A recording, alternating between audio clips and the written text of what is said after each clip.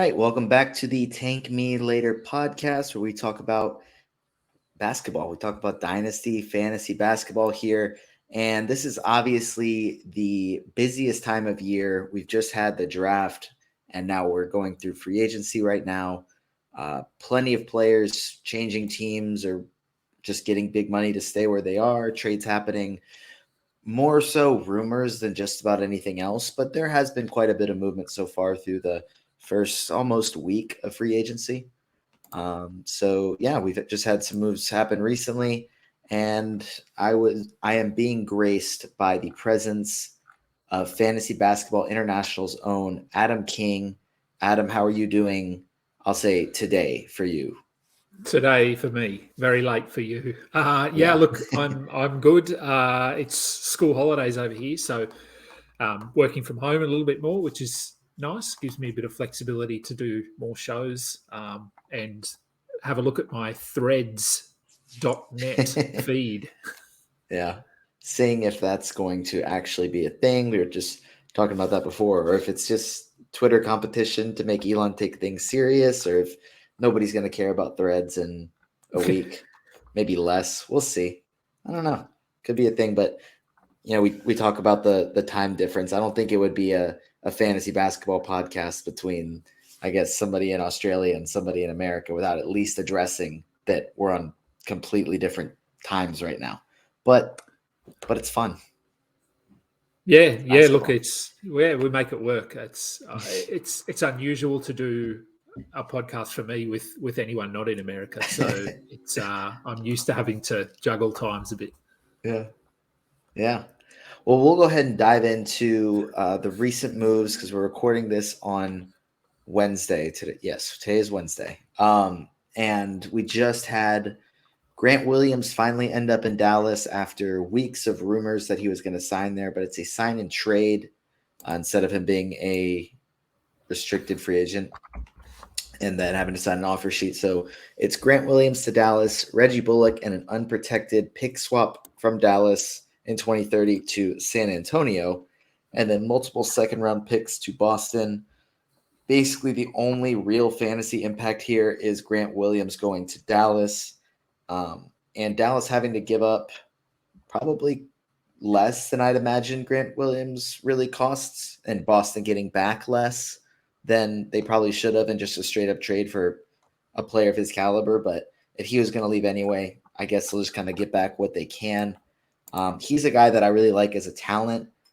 Maybe not great for fantasy basketball, but I think he fits in really well with Dallas as a guy that can play defense really well, kind of guard multiple positions, and just be a stretch four, a guy that can give space for Kyrie Irving and Luka Doncic to kind of work their magic offensively. And I think, they can always use guys that can at least support them offensively and make up for some of their defensive limitations. Adam, what do you kind of think about this move? Yeah, I like it for Dallas from a real life perspective. I think Grant Williams, as you sort of alluded to there, is much better in real life than in fantasy. He's sort of he gives me sort of PJ Tucker vibes a little bit. So he's a good spot up shooter from the corner, solid defender, can guard multiple positions, a decent passer. So they can utilize him a little bit in that respect. From a fantasy perspective, I mean, I guess if he starts and plays 32 minutes a night, then he's someone to consider at the back end, especially in Roto, because he'll get you a little bit of defense, some threes, a couple of assists, points, rebounds. So I don't know. I'd be having a look at what his role is, but I do think from a real life perspective, he's a nice addition there. Their front court is still a little bit messy. We don't even know who really their starting center is yet. So I don't know exactly where he fits, but I think he's an upgrade. Yeah, I guess looking at it, to me, I'm looking through their roster, and probably the only other competition for the starting power forward spot would be Maxi Kleber. Yeah. Because I don't really see them going with Markieff Morris, or I don't really see Christian Wood being back or really starting if he is back. Grant Williams got a 4-year, $54 million contract with the trade. So I know it's not like a massive deal, but I don't think they'd pay him that much to come off the bench. But I don't think they're also going to force him to be a starter if he's not earning it. So I could definitely see him starting at the 4. Like you said, we'll see if it's 32 minutes as a starter or if it's more like 26 to 28 minutes as a starter, because obviously they haven't been shy about starting guys and really not playing them. I mean, Dwight Powell was their starting center, and there was games he was playing like 12 minutes, like the first 6 minutes of the first and third quarters, and then wouldn't see the floor after. So they haven't been shy about that. But they also made another move today by bringing in Matisse Thybulle, or we'll see, a 3-year, $33 million offer sheet, where I guess Portland will have the opportunity to match it. But I think after Philly kind of traded him to Portland at the deadline, we knew he could play defense, but he couldn't get on the court in Philly because of his offensive limitations. But then he was kind of hitting threes there for a little bit for Portland. Is that something he can sustain? And if he can, I see that leading to potentially a starting role for him and him being like valuable in fantasy basketball if he's hitting threes and the defensive stats are there. Yeah, I think it all hinges on that 3-point shot. I mean, ideally, you'd think, hey, he's going to come in and just play that Reggie Bullock role, and Bullock was playing a significant role, but we saw for big stretches last season his shot went missing, and so he was useless. He didn't offer them anything. So I think if Thybulle can be a threat, a serious threat from the 3-point line. His defense, as you said, we know how good he is defensively. So maybe they look at starting him alongside Kyrie and Luka at the 3. I'm not sure. Again, their rotation is still, it could even be a little bit matchup based because they could start Kleber at center if they need more floor spacing. Rashawn Holmes is there. Where does he fit? They drafted Lively as well, who's maybe their center of the future. Thybulle can play at the 4 at a pinch. I think you could play him as a stretch 4, but again, he'd need to be hitting his threes to do that. So he's not someone I'm targeting at the moment, but if we, through the preseason and that sort of thing, if it does look like he's going to have a significant role, then certainly you'd look at him in those sort of later rounds in drafts. Yeah.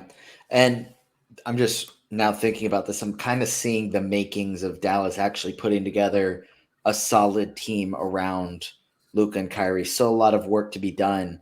But if you look at the moves they've made kind of so far this summer, you could go Thybulle at the 3, Grant Williams at the 4, Lively at the 5, and they've added 3 guys who will make an impact defensively. I mean, Lively is a shot blocker, and we've seen Thybulle and Grant Williams both play very good defense, which I think kind of helps out. Because, like, if you have Luka and Kyrie, top 5 to 10 offensive talents in the league, but they're not going to really do much for you defensively. I wouldn't call them just atrocious defenders, but they're not the same level as the other 3. So I think that's a solid starting 5 to me. I think that they've quietly done a good job this summer of starting to build out a competitive team after missing the playoffs last year. Yeah, I mean, I think you could sort of say Luka and Kyrie between them are going to get you minimum of 50 points a night, possibly probably not 60. Some nights they'll get you 60, but 50 to 55. So then you only need your other whatever 5, 6 rotation guys to be getting 50, 60 points, which is 8 to 10 points each. And I think you look at all of these guys and they could all average 10, 11 points, and that's all you need them to do. I think ideally they'd like to have one more reliable scorer, and Christian Definitely. Wood was sort of that guy, but he's just so bad defensively that I don't know if they're going to bring him back. But I think Josh Green could actually have a bigger role this season. I think we saw some sort of offensive upside from him a little bit periods down the stretch last season. So I think he fits in there somewhere as well. And both he and Thybulle play for Australia. So there's a little connection there with them, having played and trained together with the Australian team. So I don't know. It's going to be interesting. I think they're certainly looking better than they were 2 weeks ago. And they have a third Australian player. Adam, we They have to do. talk about Dante They do indeed. Exum. We talk about Dante Exum on this podcast when you're here. What does he give you in the 3 minutes per game that he might get? Every 4 games, they'll give him 2 minutes. Yeah, look, I think before Thibault came across and they made all these couple of additions, I was hoping he'd maybe get a backup kind of role behind Luca and maybe he'd get 15, 16 minutes. And I don't know, but I think he's an upgrade on like Frank Ntilikina, for instance. I think he's a more length. He's a good defensive player. He can guard. Probably wouldn't sort of guard him put him at the 4, but he could certainly guard on the wing. So an improved 3-point shot. I think that is something he's really worked on since he left the NBA a couple of years ago. So a little bit like Matisse Thybulle, really. Good defensive upside. If he can hit those 3-pointers, that's going to be key for the team. But I think the more they can spread the floor, it'll allow Luka and Kyrie to go to work inside a little bit. Both of them are really good at attacking the basket. So I like to think that there's a role there for him. It's not a fantasy-worthy role, obviously. We're not drafting him or anything like that, but it is good to see him back in the NBA after a couple of years. Yeah, definitely had to sneak that in there as soon as I saw the move to make sure we talked about him. But a little bit back to Thybulle. I mentioned he was a restricted free agent, so Portland will have a chance to match the offer. Yeah. I don't really see them doing that now that Dame has kind of demanded out. I think that if Dame was going to stick around, then keeping around Thybulle would help build a contender. But they'll probably, I'd imagine, just let him go at this point, which is kind of my segue into talking about Dame, who was originally at the top of the list of topics to talk about before the recent news, which wanted to definitely hit on early. So after, oh gosh, how long has he been there? 11 years of being in Portland, preaching loyalty. Dame finally demanded or requested a trade, which I am on the team of he should have done this 2 years ago, and Bradley Beal probably should have done it 3 years ago. But it's happening. And now he's making it saying it has to be Miami. I don't really want to play anywhere else. Kind of using the media to say, or maybe, I guess we don't know for sure he's using it, but it kind of seems like using the media to say he wouldn't really be happy anywhere else. So other teams shouldn't really want to trade for him, which probably drops the price a little bit. Kind of screwing Portland in the process. I know at this point he probably needs to be a little bit selfish, but it kind of undoes some of what he was building in Portland.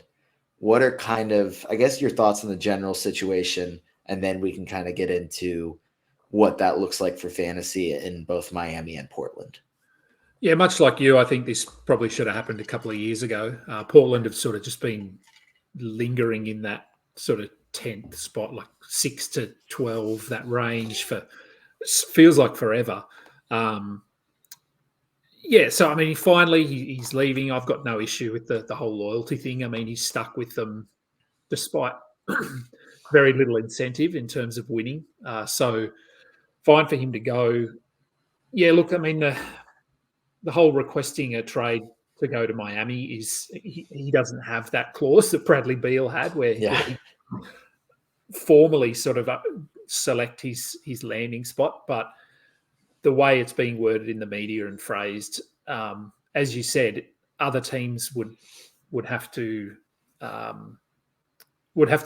really meet with him and sort of get a feeling that he'd be happy coming, because you don't want to draft or trade for him because you're going to have to give up a lot if he's going to come and sort of not have his heart in it and really just be viewing an eventual landing spot in Miami at some point. So it does sort of hamstring them a little bit. In terms of the package, I don't know what that's going to be. Tyler Hero is obviously rumored to be sort of one of the key pieces.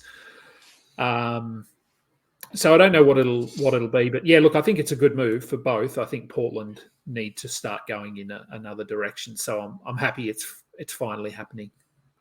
Yeah.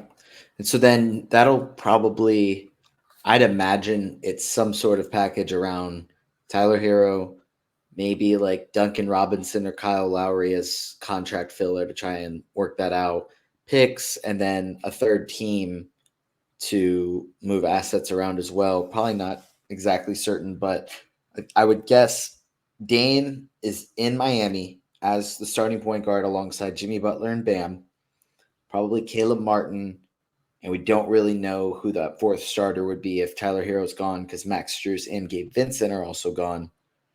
And then Tyler Hero wouldn't be in Portland. He'd be in this third team where there's been like 5 or 6 teams mentioned that could be that third trade partner. So if we look at Miami, I think Dame is going to be Dame, and he's going to be phenomenal for fantasy. Bam is going to be very good. Jimmy Butler will be very good. Do you think because it's just kind of those 3 stars and then probably role players that this could help some of those other guys on the team? I know Caleb Martin has a lot of hype because of the Eastern Conference Finals. Does this make him more of a legit option? Is there anybody else that you're kind of eyeing there in Miami? I don't think so. I think you add Dame to that equation, and I think you're bringing in a 30-point scorer to replace Kyle Lowry in theory, I suppose, Gabe Vincent.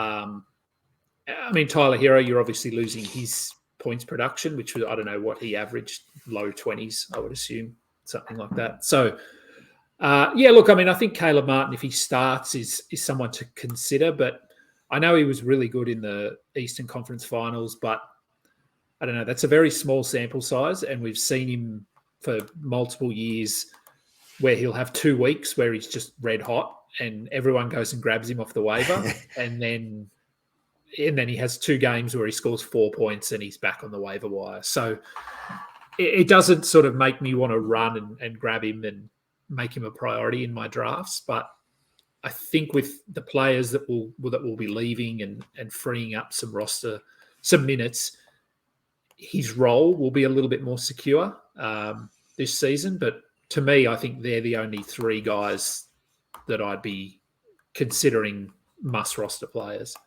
Yeah, I was just pulling up their roster. I forgot Josh Richardson signed there. I'd imagine he starts at shooting guard, probably some threes and steals, not a guy you're really looking at in 12-team leagues, maybe in deeper ones.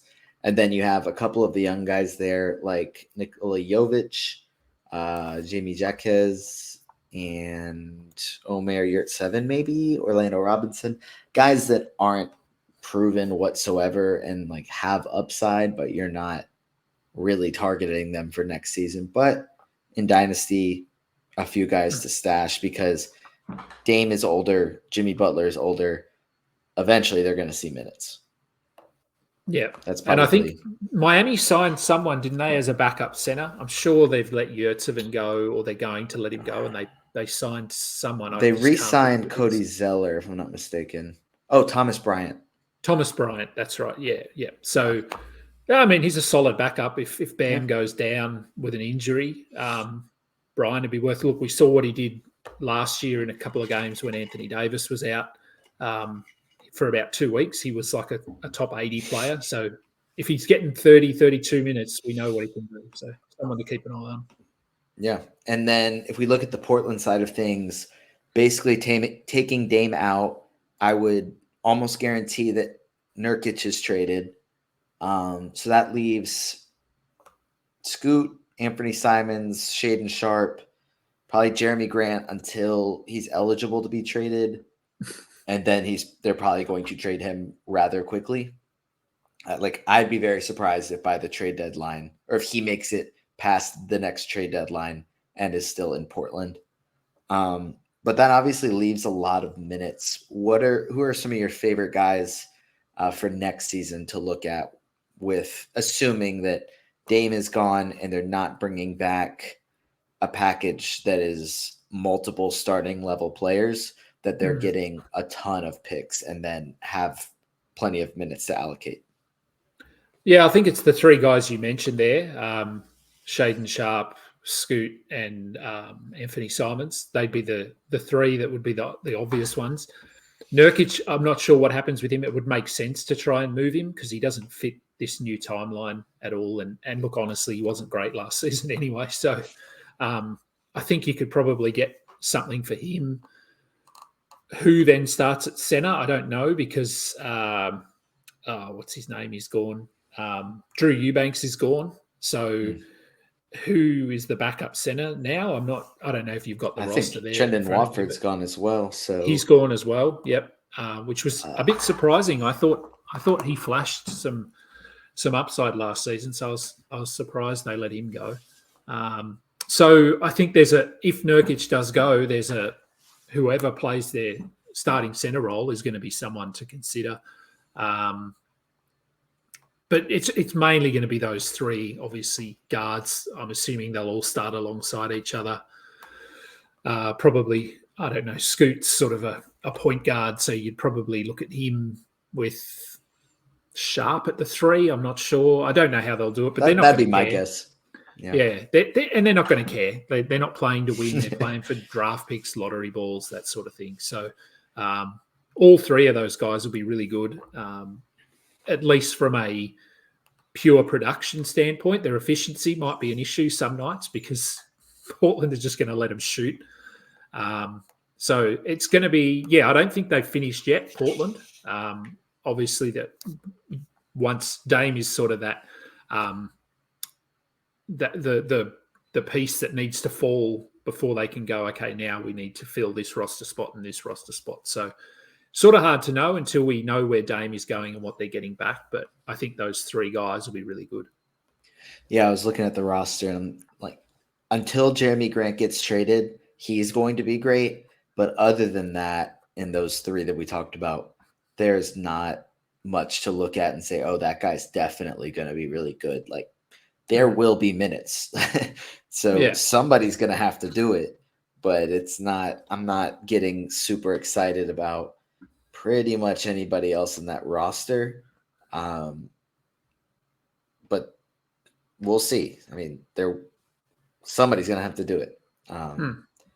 But we can move on to Houston, who was very active in free agency for a few days. We don't really need to. I mean, Jock Landale will fill in as like a backup center, but they signed him. But then the two main ones were Fred VanVleet signing for 3 years, $130 million, and Dylan Brooks sign and trade for 4 years, $80 million. That's a huge shakeup of their roster and kind of what we expected because they also added basically two top 5 talents in Amen Thompson and Cam Whitmore, who slid to 20 for, I guess, injury rumors. But I'm not really sure if that was why or not. It seemed like people were suggesting it, but it was never really confirmed, or at least what the injury was.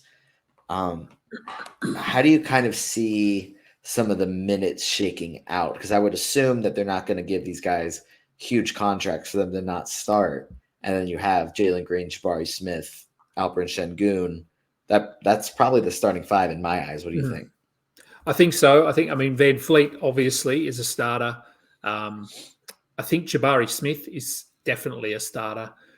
Şengün should start unless I know they were targeting Brook Lopez and didn't get him.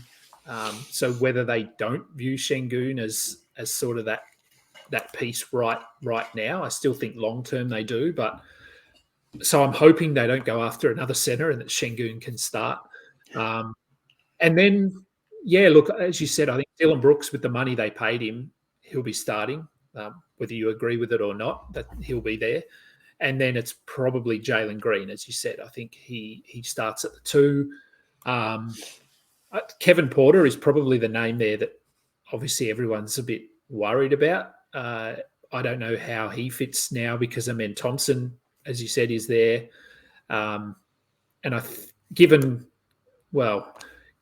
they're hopefully not playing to win, but who knows? With Van Fleet's an interesting addition for a team that doesn't want to win now. But Amin Thompson you would hope plays a significant role.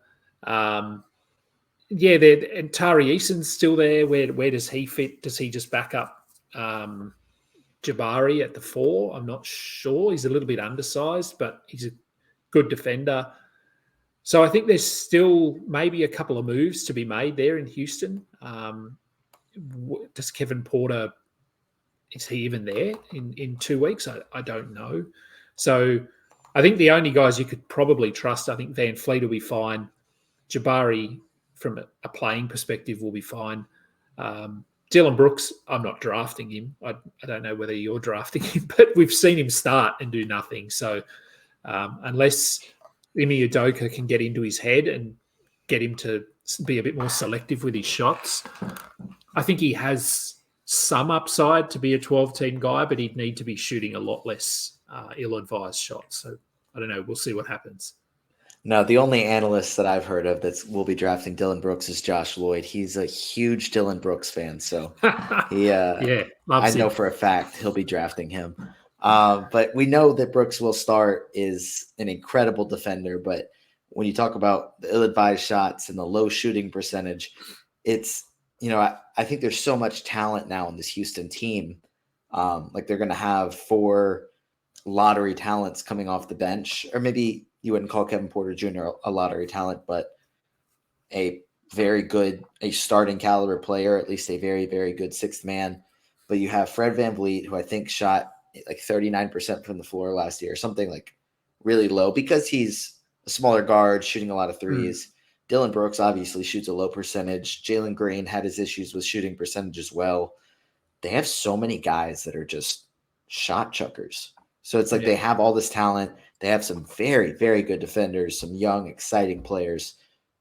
But there's a clear, like, glaring hole of guys that are just going to take bad shots and be inefficient at times. So we'll see what Udoka can do there.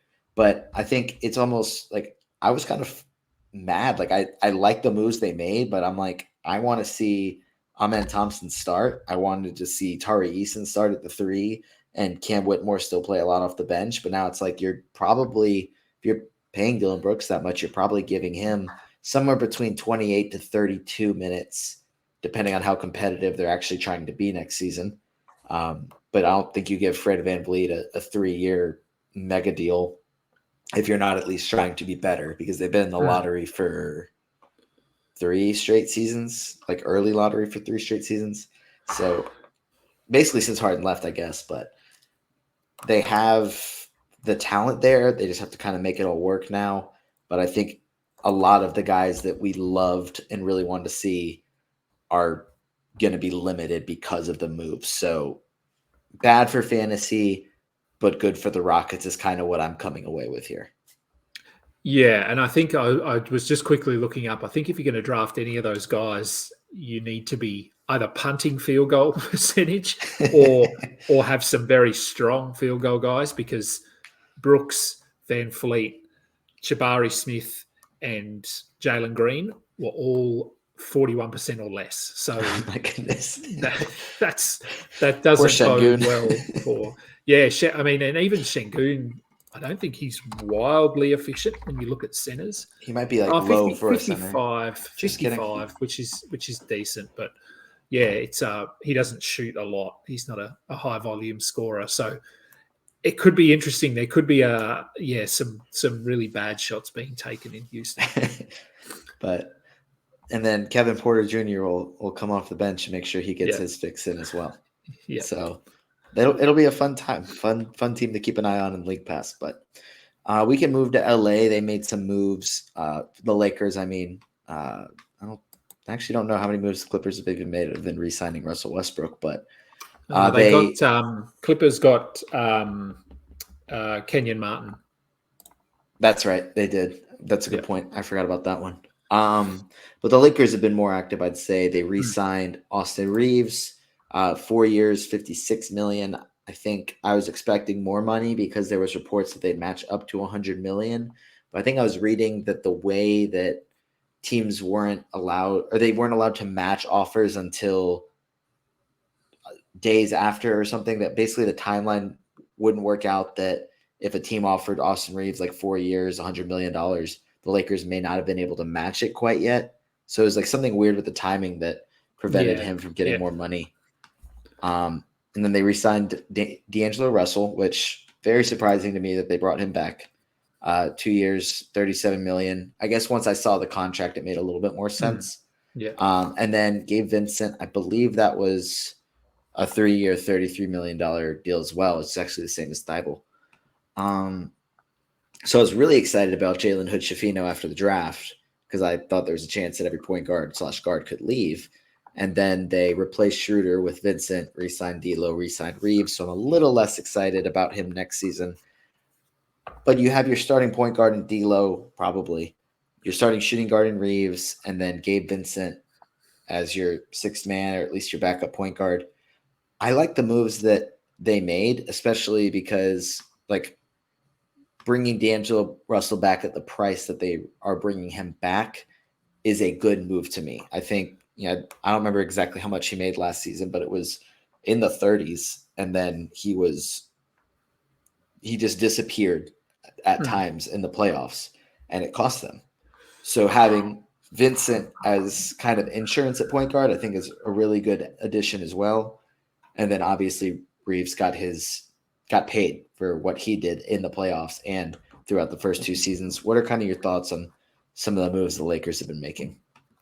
Yeah, I like what they've done. I think Reeves they've already come out and said he's going to handle the ball a lot more. They'll run the offense through him, which I think impacts D'Angelo Russell. I think he'll still be a guy we want to be drafting, but I don't know, top 80, top 100, maybe. He'll get sort of 15, 16 points, 6 assists, doesn't really get many steals. Austin Reeves, I'd take Austin Reeves over D'Angelo Russell, I think, in a draft. Gabe Vincent, I think when he was drafted when he was picked up initially by the Lakers, everyone was very excited and thinking Gabe Vincent's going to be their starting point guard.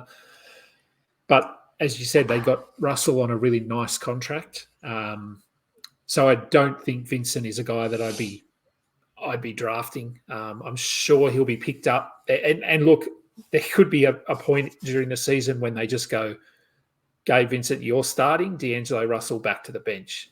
That could very well happen, especially if they're pushing to win, because D'Lo, I think he doesn't contribute to winning. I think based on what we've seen in his career, he's not a sort of one of these guys you have to have on the floor if you want to make the playoffs. So, and I mean, look, maybe that even makes sense because D'Lo off the bench could be a really nice backup point guard, give you some scoring, run the offense a little bit more, whereas with that starting unit, they're going to run it through Austin Reeves. And LeBron, as we know, they run a lot of the offense through him. So maybe they do go with D'Angelo Russell as the backup at some point. But from a real life perspective and based on what we saw to end last season, I think they're trending in the right direction. Yeah.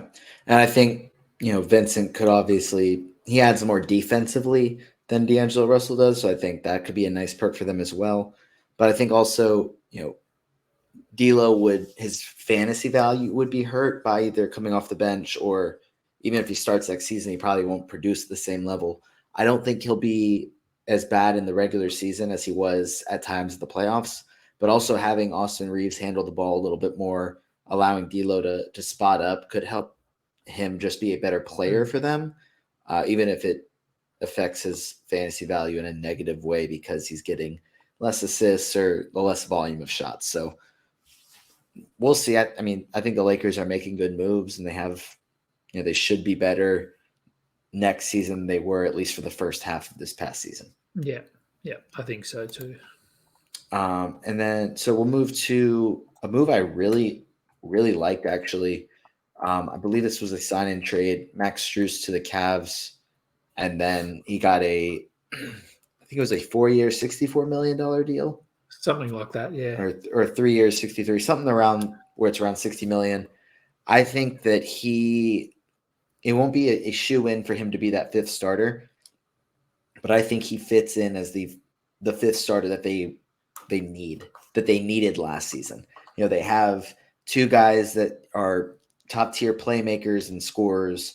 They have 2 elite defensive bigs. They really needed somebody to come in there and be a competent defender and a floor spacer.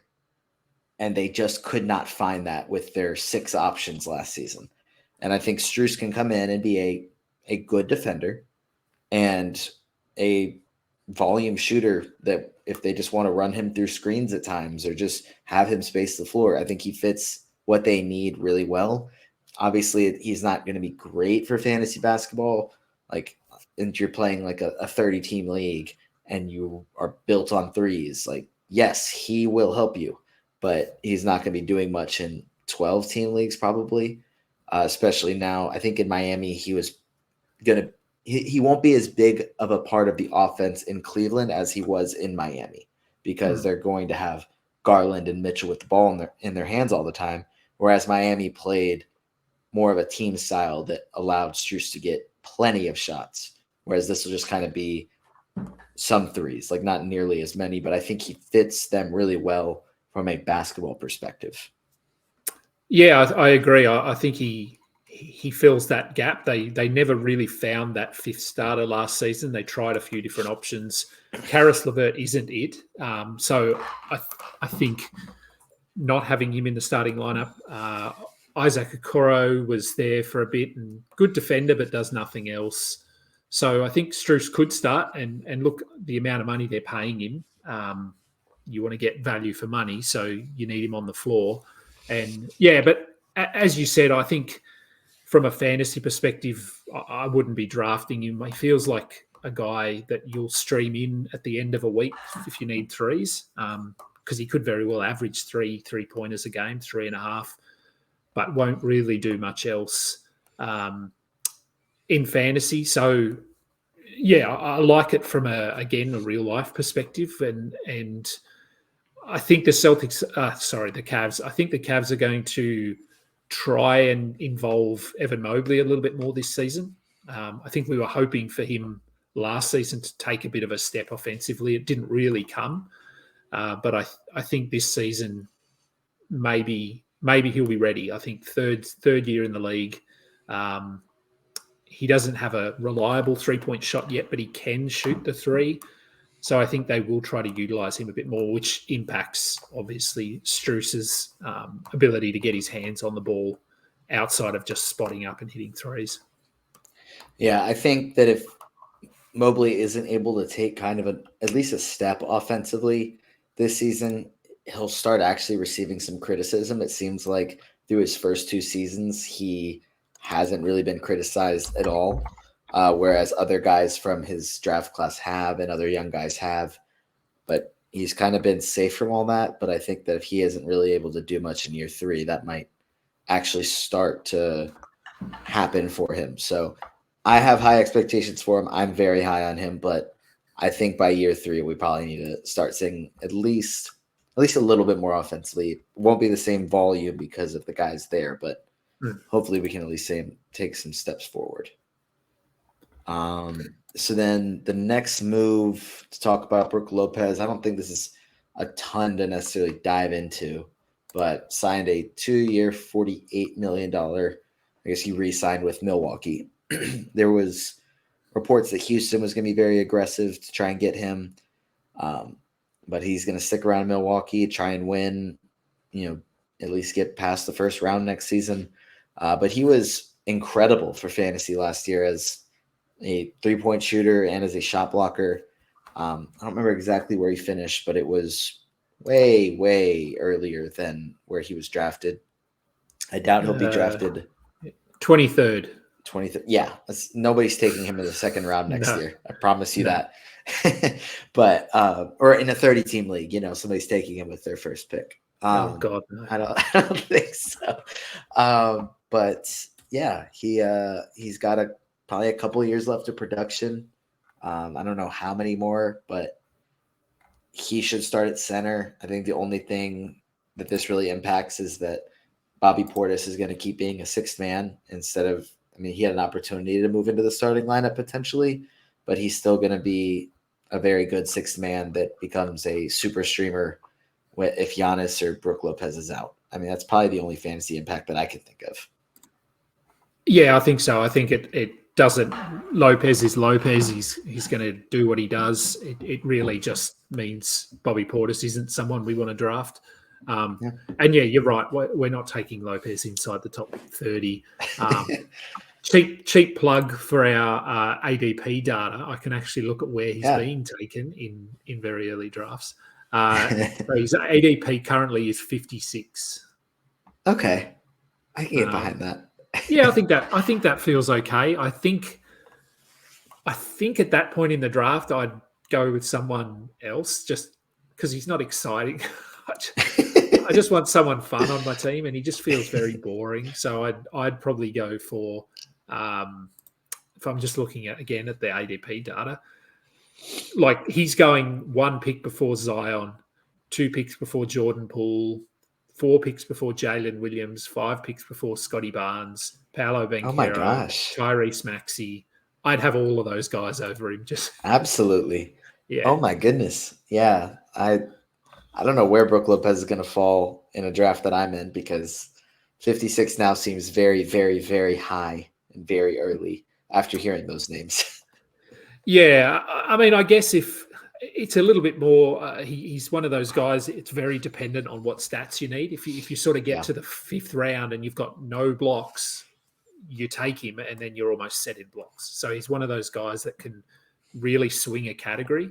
So if you've missed out on a center in the first few rounds, then he's a pretty safe option in that 5th round. But for me, I would have gotten a center early, and then I'd be okay to grab someone with more upside. Yeah, I mean, I guess if you had taken Jaren Jackson early and then you could kind of pair those two, I mean, you shouldn't ever lose blocks if that's the case, but that's probably, I don't know. That's probably the only other fantasy thing I can really think of with Lopez. So we can just move on at this point. I mean, blocks are, having done a couple of drafts and already, blocks next season are going to be pretty interesting because they're getting harder and harder to find. Yeah. And you've sort of got these guys that are elite, 2.5 blocks, 2.2 blocks, and then there's quite a big gap. So like in the draft I was in, I took Wembanyama in the 2nd round just because I wanted him. Nice. And then Walker Kessler in the 4th round, I think. So I'm set for blocks like that. No one is beating me in blocks. And that's just with 2 players. Yeah. That's where we're at. Yeah. So we'll move to an interesting signing with Bruce Brown, 2 years, $45 million to the Pacers. He bet on himself, signed a short 1-year deal with Denver, was a huge contributor for them to help them win a ring. And then he's going to go to Indiana where, he's probably not going to win a ring next season, but I don't imagine that they're going to pay him that much to have him not start. So I kind of, off the top of my head, unless I'm forgetting somebody, I'd imagine they're starting Tyrese Halliburton, Benedict Mathurin, Bruce Brown, and then Jarris Walker, Miles Turner. Unless I'm forgetting somebody, I think Buddy Hield's off the bench. Andrew Nembhard. I don't even know how to say his last name. Off the bench. Can't think of many other players to start on the wing. But okay, so O'Shea Brissett. No, I feel like he's signed somewhere else. Yeah, he's going to Boston. That's right.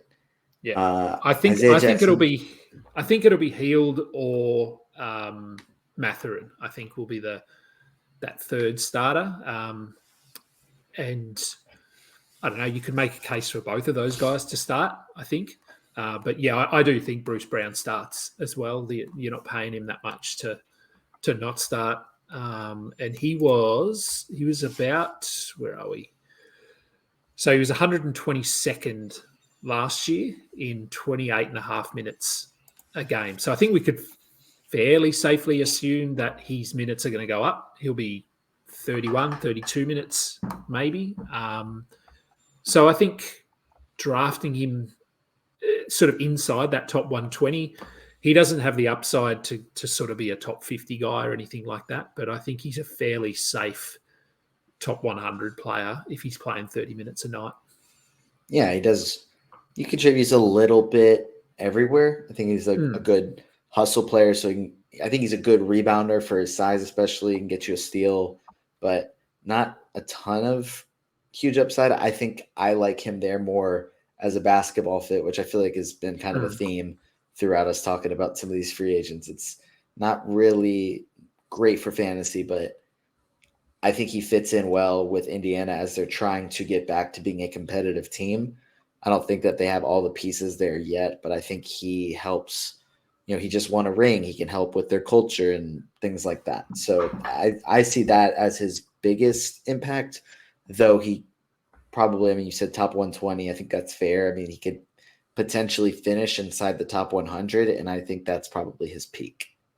Yeah. Yeah, I think so. And another name there, and I only remember this because I talked about it with Dr. A yesterday, is Obi Toppin, who they signed from the Knicks, coming in. Don't really know where he fits. He's probably coming off the bench, as you said, because Jarris Walker will start. But I thought Toppin flashed a little bit last season. I like his fantasy game, and I think you could argue that he's better than Jalen Smith already. Isaiah Jackson, I'm not sure where he fits, whether he's purely the backup center now. So maybe Obi Toppin plays or splits minutes with Jarris Walker a little bit and can get 18 to 20 minutes a game. And I'm not drafting him, obviously, in standard leagues, but in deeper leagues, he'd be someone that I'd consider. I think I like his game. Yeah, I mean, he's a former lottery pick that when he got the chance did really well with New York, but I guess he just wasn't on Tibbs' good side, and that means a lot if you're playing for the Knicks. It just doesn't work out. I mean, if he doesn't like you, he doesn't like you. So I like as an upside pick, but like you said, probably not in 12-team leagues. No. So we move to Washington, who is finally rebuilding, kind of, sort of.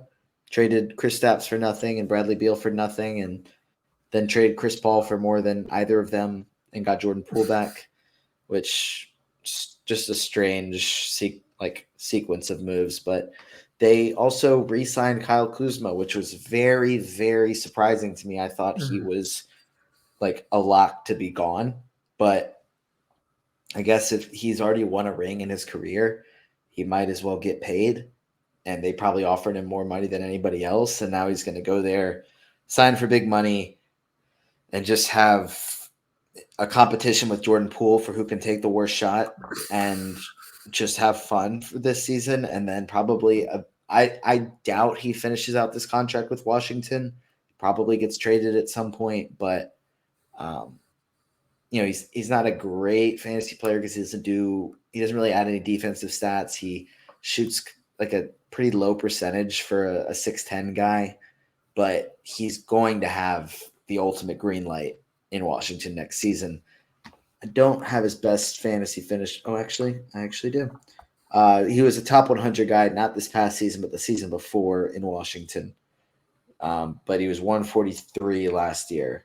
So do you see him as a top 100 guy? Actually, I'm also curious if you have his ADP data, because I'm kind of curious where he's going now. I probably do. Let me have a look.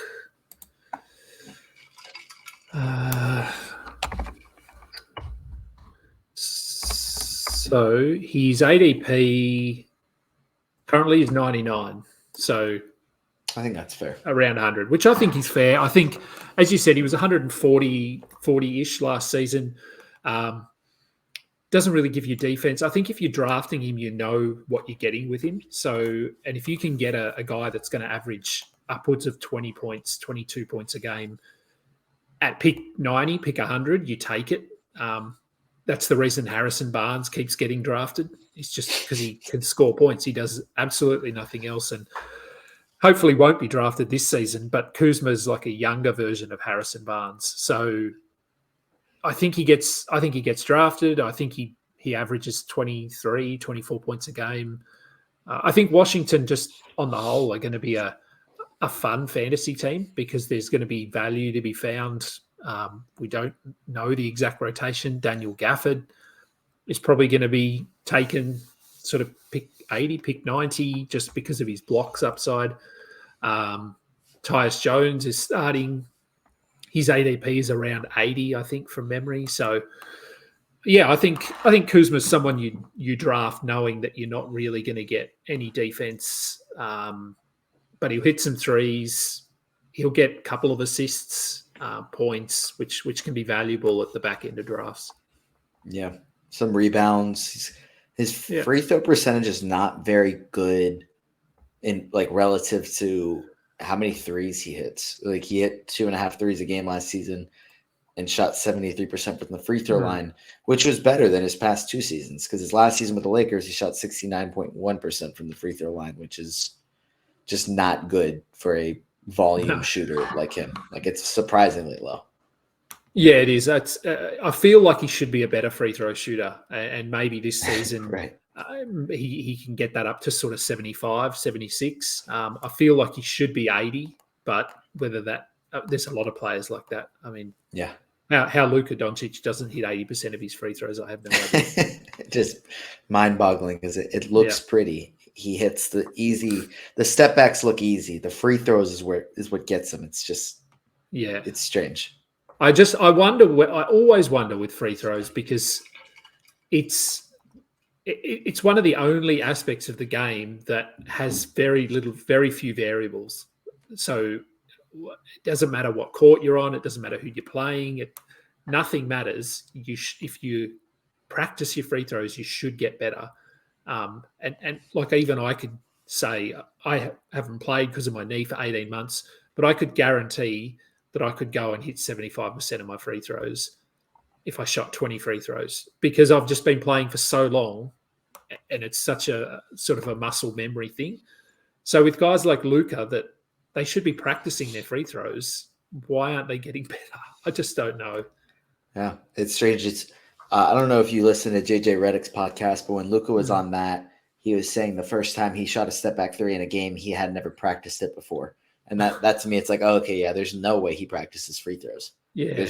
He just goes out there and just kind of does it. Like he's not I worked on that shot. He's I just tried this today and it worked. So that's probably how he does his free throws as well. He just goes out there and shoots them, I guess.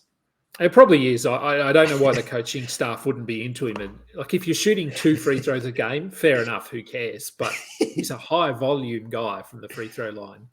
No. It could mean an extra 2 points a game or 1 point a game, which isn't a lot, but it adds up. Yeah. So I had the Jeremy Grant re-signing, but I know we've kind of already talked about Portland. It was a massive deal, but I don't think there's really much else for us to talk about there because he's probably going to get traded, but he's going to be very good until then. So we've spent enough time on Portland, so let's keep it moving. Draymond Green, 4 years, $100 million extension, which was probably more money than I expected.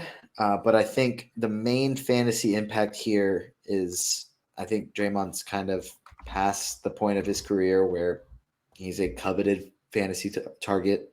But it's the fact that he's going to start at power forward, which means that, well, maybe he'll start at center because I think I read somewhere that this may have been like fake now that I'm thinking about it, but that they were going to start Chris Paul and Steph and Clay and Wiggins and Draymond, which just sounds like a very small lineup. But either way, Draymond's going to start, which means that Jonathan Kuminga isn't, that he's going to be in a role off the bench. And since it's a 4-year deal, who knows if Kuminga or Moses Moody or really any of these young guys are ever going to get the chance to be anything in fantasy basketball. Like, I think it's Golden State tried to do like this half rebuild on the bench while also trying to compete for championships. And they've just kind of made this mess where they have all this lottery talent that just hasn't panned out. Are we still hopeful for any of this working out eventually? Or is it just kind of they're going to be competitive for a few more seasons? Eventually these guys are going to retire and then they're going to have to go through a hard rebuild. Yeah, I think they are. I think it's going to be, they've dug their grave now. I think to some point they're just so invested in this core that they've got that they're all going to plateau. Well, I mean, you could argue that they've all plateaued, but they're all going to hit that wall at some point within about 2 years of each other. And then they're just going to be, which I mean is not a terrible idea. It means then you're going to be terrible for 3 years. So you potentially get 3 top 4 picks or something. So, Yeah. but there is going to be a time, I think, and maybe we saw it starting to come last year. They certainly, I think, I don't know, to me, that the championship they won a couple of years ago was, I wouldn't call it fluky, but it wasn't a dominant one like when they were sort of that number one team clearly in the NBA. Mm-hmm. So I think they sort of lucked into that one a little bit. Last season we saw a bit of a decline, and then this season I'm not sure what to expect. I mean, with Draymond Green was the reason we're talking about the Warriors. For him, like, he's not someone I ever draft, just again because he's like Brook Lopez, he's boring. And he was a top, so I looked it up. He was 99th, I think.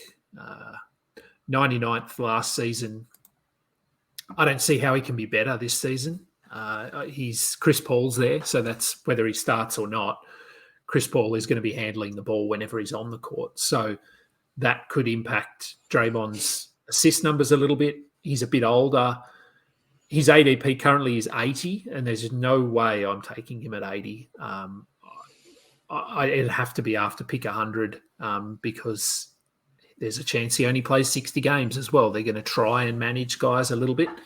So, yeah, I'm not sure what their rotation looks like. As you said, I don't know. Starting Chris Paul and Steph Curry's a bit weird, but maybe that's a bit of a matchup kind of thing. When they're against a smaller team, they'll run small, and then against bigger teams, Kevon Looney will come into the starting lineup. But Kuminga, yeah, I don't think he's going to do much this season with Draymond there.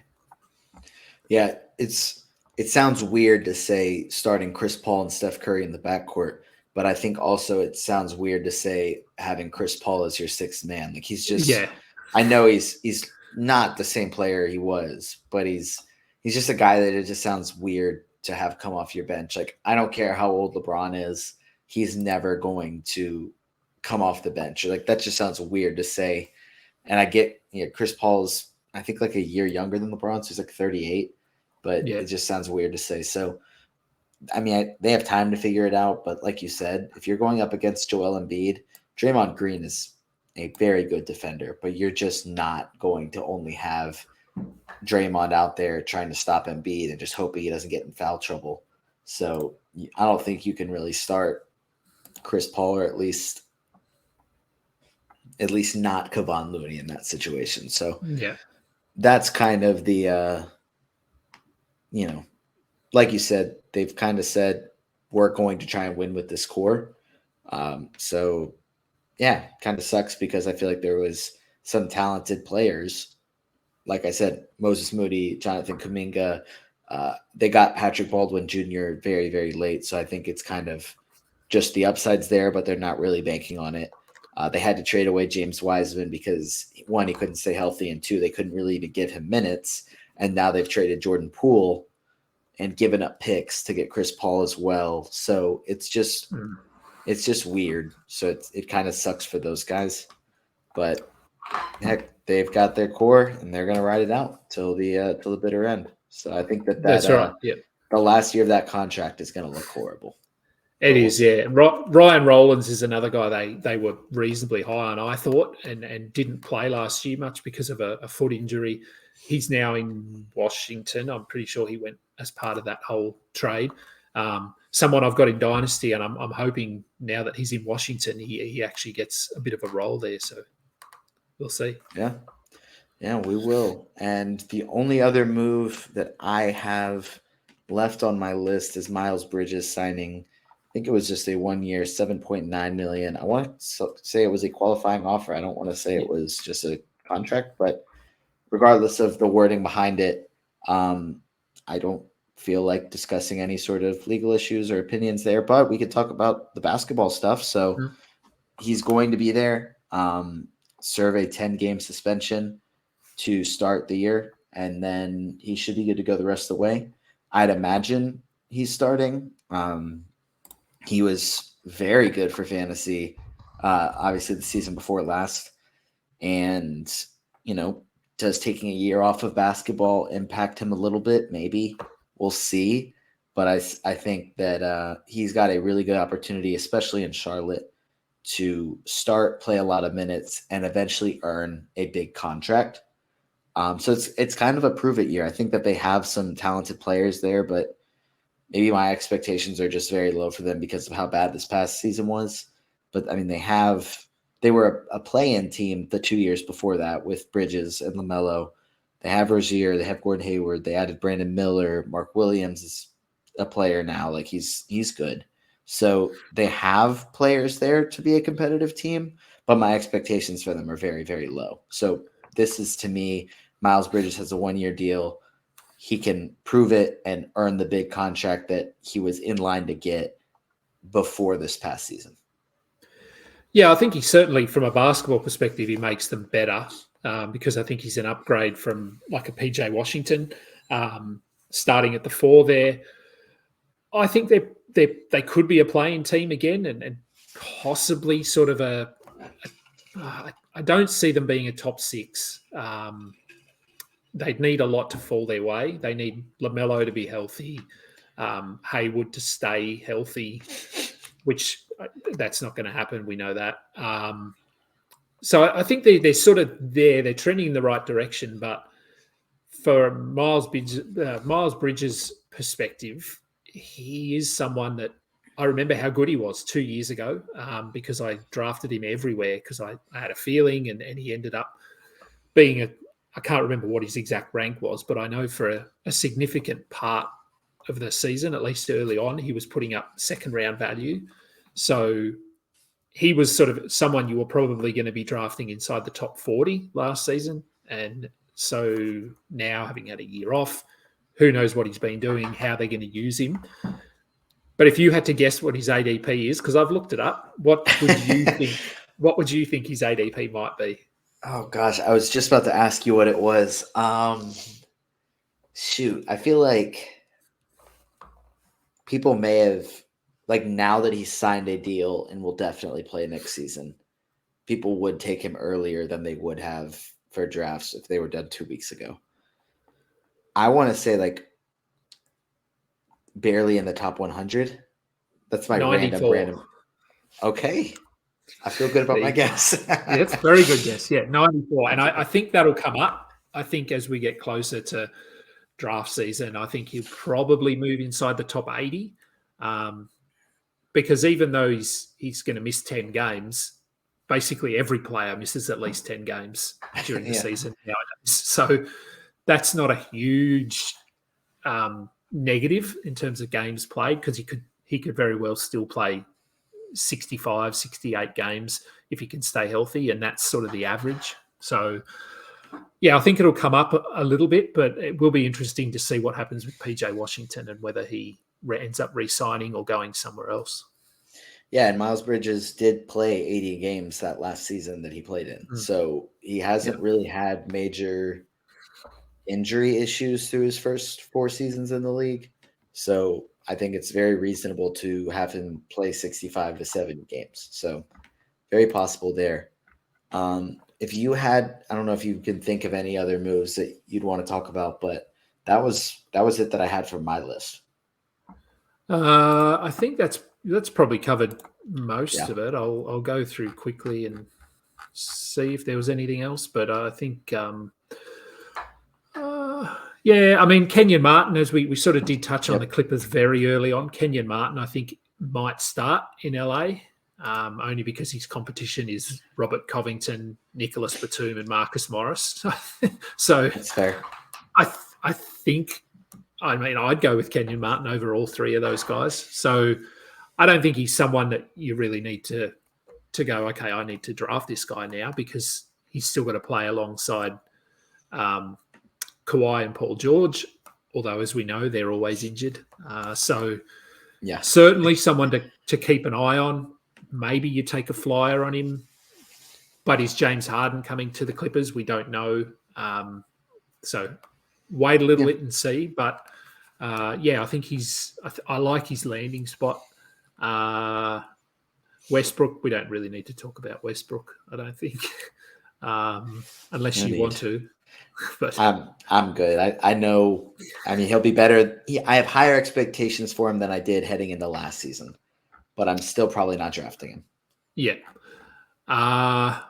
Who else? Dennis Smith Jr. Again, from a basketball perspective, I like him moving to Brooklyn. I think he gives them a really nice backup point guard, and I think it tells us a lot about what they think about Ben Simmons at the moment.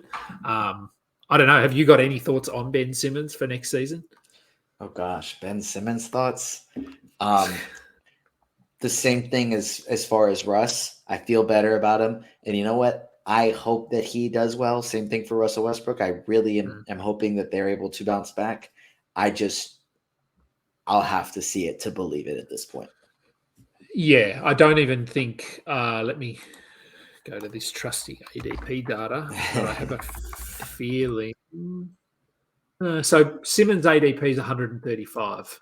So That's fair. people are okay going last pick of the draft. I'm just going to take Yeah. Ben Simmons and see what happens. Yeah, look, I hope he turns it around as well, but I'm not confident.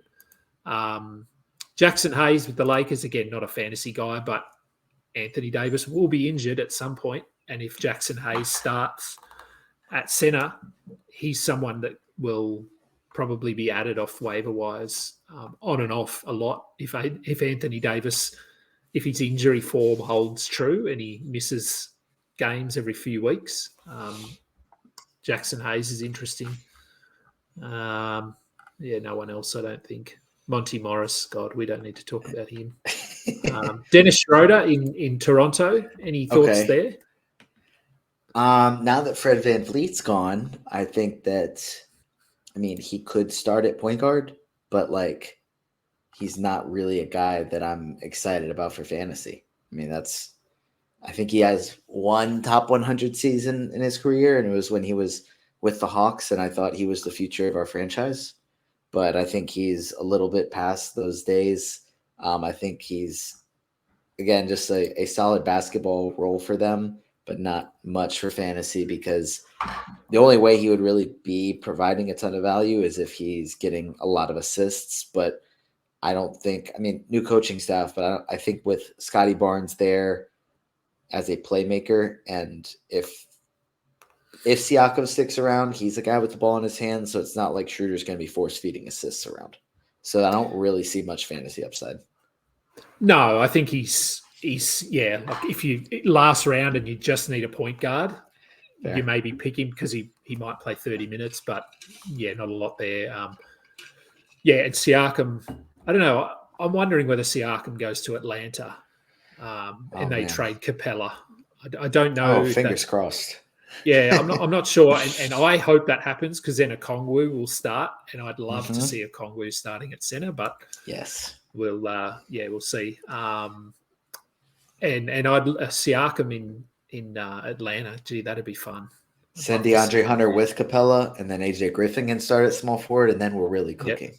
Yeah, Jalen Johnson. I'd love to see Jalen Johnson playing big minutes, but anyway, that's another topic. Because it's not going to happen, so we're just fantasizing over nothing. The only other guy for me would, and someone that I'm quite high on, is Cam Johnson re-signing in Brooklyn. He's someone that I like. I think he was Cam Johnson. He was last season. Oh, there's a lot of Johnsons. He was 54th last season, and ADP is 83. So, man, I would, if I could get Cam Johnson at pick 80, I'd be pretty happy. Yeah, I like him a lot as a talent. And there's going same at the end as the end of last season for them. Like, somebody's going to have to score, and we saw Mikal Bridges take his game to a new level. So I think Cam Johnson could do something similar, especially with an offseason with the team under his belt. So I like it, especially at 83. Yeah, I know Dr. A looked up his stats, I think, last season in Brooklyn, and he was something like 18 or 19 points, 1.2 steals, 6.5 rebounds, 2 3-pointers, quite efficient, good from the line. And last season, you have to remember, he missed a month, 6 weeks with a knee injury or something from memory. Meniscus. I don't remember what it was, but I think meniscus sounds right. It might have been. But yeah, so he obviously came back and he played well, but he's now got a full off-season under his belt. He'll be sort of 9 months removed from that knee injury. So, yeah, I'm excited if I could get him anywhere near pick 80. And if anyone's in drafts with me, his ADP is not going to be 80. So he could be one of those guys whose ADP climbs a little bit too. Yeah. Well, I'm sure there will still be plenty more moves. But if we can just briefly, Summer League's going on, so we can just briefly talk about that, because I know I've taken up a lot of your time already. What is kind of your philosophy when you're looking at Summer League production? Because obviously we're looking and Jalen Williams was dominant in his first game. Then they're just not playing him because they shouldn't have given him a game in the first place. And then Keegan Murray is, as we're recording this, finishing up a 39-point night in Summer League because the starting power forward from the number 3 team in the West is now playing in Summer League for some reason. Don't really know why he is playing in Summer League. I genuinely don't. But there's still, we had, what was it? Champagne from San Antonio score however much he did, and then did really well again tonight. But he's not necessarily a guy where I'm like, oh boy, he's really cooking in Summer League. Like, got to get him in my draft now. So what's kind of your, what do you take away from Summer League? Well, like you said, I think someone like a Keegan Murray shouldn't be playing in Summer League. That's probably more of a request coming from him saying, I'd like to play and I want to play. I don't think the team would be going, we need you playing. And I think it highlights just like if you look at, in a vacuum, if you look at what Keegan Murray did last season, you'd say he wasn't super impressive. He was decent, but didn't have that sort of breakout. Well, it was a rookie season, so you can't really call it a breakout. But he probably didn't perform to the level that we had hoped he would. But it just shows you that having had that year in the league, how dominant he is when you compare him to these Summer League guys. So I take nothing away from that at all. If I'm looking at guys who might have some fantasy value, I think you need to make sure you're looking at a team that's not going to be winning. Because you look at a guy that's playing really well for Golden State or the Lakers, they're not going to get minutes to start the season or as long as the team is competitive and winning. You want to look at guys like the Spurs or I don't know, who else sucks? Washington. Have a look at their guys because they're players that potentially could carve out a role because the team just wants to see what their young pieces look like. So for the Spurs, I think Malachi Branham has been pretty good. Mm-hmm. Is it Mac? Where are we? As you said, Julian Champagne. I'm not sure how you say. That's one of the names I'm not sure about. So looking at him, Blake Wesley has been pretty good. So they're the guys that I would take note of, especially from a dynasty perspective. Because there might be some guys floating around in Dynasty that aren't on a roster, so just go and add them. So that's sort of what I do. Like Summer League is a chance for these fringy kind of guys on low teams to try and prove themselves and earn a spot in the rotation, whereas it's not going to happen if it's Denver or Lakers, for instance. Yeah, I think it was, and actually I was wrong about Keegan Murray. They're still playing. He is 41 now, so I don't know how much he's going to finish with. He's played 31 minutes. That's my thing. Sure, play him. Don't like full on Tom Thibodeau run his knees into the ground here, but that's what they're kind of doing right now. So, hey, it's funny, whatever. But I think Josh Lloyd had tweeted about watching out for 30-year guys. So, for example, I think Kai Jones played fairly well tonight, but he's a guy. He's in Charlotte. Let's see. He had 12 points, 4 steals, 2 blocks, 4 rebounds.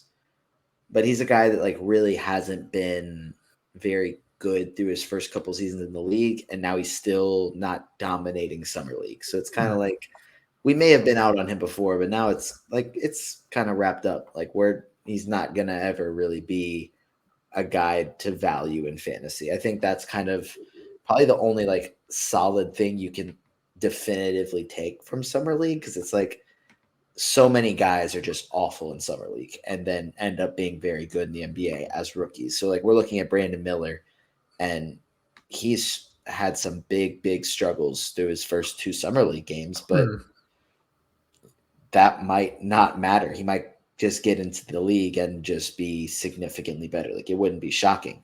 I don't think it's like something where you're saying like this guy was bad in summer league as a rookie. Definitely gonna be bad as a rookie in the NBA. I mean, Keegan Murray won summer league MVP and didn't win rookie of the year. I think when I was looking this up last year, the last rookie of the year to also win summer league MVP was like John Wall. Like it's it doesn't happen. Yeah, like it's success in summer league doesn't translate to the NBA directly. Like it can. There's things to take away, but just overall general performance, I feel like doesn't necessarily translate. No, and it's. I mean, we're seeing more and more now to the elite rookies. They don't play the whole of summer league. Like when Victor is going to play in the first game on Friday, I wouldn't be surprised if we don't see him again after that, because he's just finished his EuroLeague season. They know who he is. They know what he does. I think you pay more attention to the preseason than the summer league for a lot of these rookies. And look, I think you could make a fairly strong case that those rookies that don't perform in summer league, a potential reason is because Brandon Miller, for example, defenses are just going to be hunting him in summer league because they know who he is. They know what he can do. He's the guy. We guard him. When he's playing in the NBA, defenses aren't going to do that because LaMelo's there. Miles Bridges is there. So they can't just focus on Miller. So he's going to get far better shots. He's going to have more space to operate in. So I think you could make a case for both ways that success in summer league doesn't necessarily mean you'll be a good rookie, but it also not failure, but underproduction in summer league doesn't mean you're not going to be a good rookie in the NBA. But that's not going to stop me from pushing agendas, of course. Like it doesn't mean anything. But if my guy does well, it means the world. But if he's bad, then it's just summer league, or the other way around. Like if the guy I said was going to be bad is awful, see, I told you guys. Like I told everyone Brandon Miller was going to be an absolute bust, and now he's doing bad in summer league. So I got you guys. I was right. That's right. Yes, and one final summer league one, I suppose. Then I'll go and have some lunch. Is Chet Holmgren, who's sort of coming. He'll be a rookie this season because he missed all of last season. He's looked pretty good, I think, in across the first 2 games. What are your sort of thoughts on him while I look up his ADP? I mean, I'm still incredibly high on him. I don't care what he does in summer league, to be honest. And I don't remember if I tweeted it or put it in a column or what, but it's just he hasn't played basketball in a formal game since last summer league. Had a massive injury. He's playing well, but if he would have been awful, I'm not too concerned because we'll see what happens when he gets to the regular season. So, but he has, at least even when the numbers haven't been eye-popping for like scoring, he's been a very good shot blocker. And I think, like you said earlier, that's hard to find these days. So he's going to be incredible for fantasy. But I'm very curious as to see what his ADP is. So his ADP is 48. I don't remember what it was last year. I feel like it was similar, maybe. So top 50, so sort of 4th, 5th round at the moment is where people are drafting him. I think I'm okay with taking him there. What about you? Yeah, I probably would. Just for talking about how rare blocks are, especially. I think it would depend on who's available in that draft, but I think like end of the 4th round, early 5th round is very fair off the top of my head. Yeah, and I mean, he does look like he's bulked up a little bit. He's still very slim and Yeah. not a lot of meat on the bone there, but he's certainly bigger than he was 12 months ago. So that can only help. Yeah. I think there was a report that he had gained 13 pounds. So Okay. still a ways to go, but definitely progress. And hopefully he can have a healthy season because I think he's got a chance to either win Rookie of the Year or at least rookie first team and eventually just be a fantasy superstar. So I think so too. Yeah. yeah. Well, I think that'll do it for this episode, episode 13. But Adam, I know you have this new podcast with Dr. A. Can you tell us about the Balls Deep podcast? Yeah, so we've done a couple of episodes. So I've obviously done the interviews, with the analyst interviews. We've had those sort of releasing every couple of days for the last few months. I think we're up to 20 of those, still a few more to be recorded. But then Dr. A and I have started a new weekly show, all under the Balls Deep umbrella. That's just because that's a name that I wanted to use. I know he wasn't. Phenomenal name. He had some questions, but I convinced him. And no, look, I mean, it was just a show that I was going to be doing by myself, but it's a lot easier to talk to someone than talk to yourself for 45 minutes or an hour. So yes, and I knew that obviously, along with a few other guys, he had been let go from Roto World last season. He's still sort of out there doing work for ESPN RotoWire, but I just hit him up and I said, would you be interested? And he said, absolutely. So he's been really good, flexible coming on the show. And we're just, at the moment, much like you, we're just talking about, well, the draft, free agency, summer league, whatever's happening.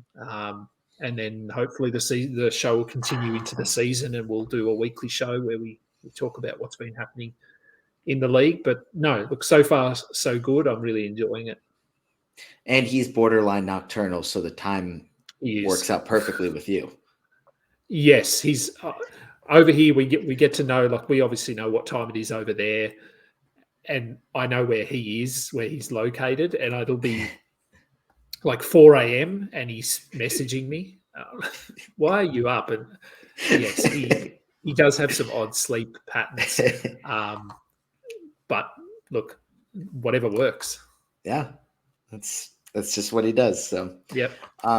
But that'll do it. Make sure you guys check out Fantasy Basketball International. Make sure you follow Adam on Twitter and on Threads, which I think is your username the same at AdamKing91 on both Twitter and Threads. Perfect. So be sure to check him out there and check out the Balls Deep podcast as well. But that's going to do it for this episode. So Adam, thank you for joining me, and I'm going to let you go get some lunch now. Thank you. My pleasure.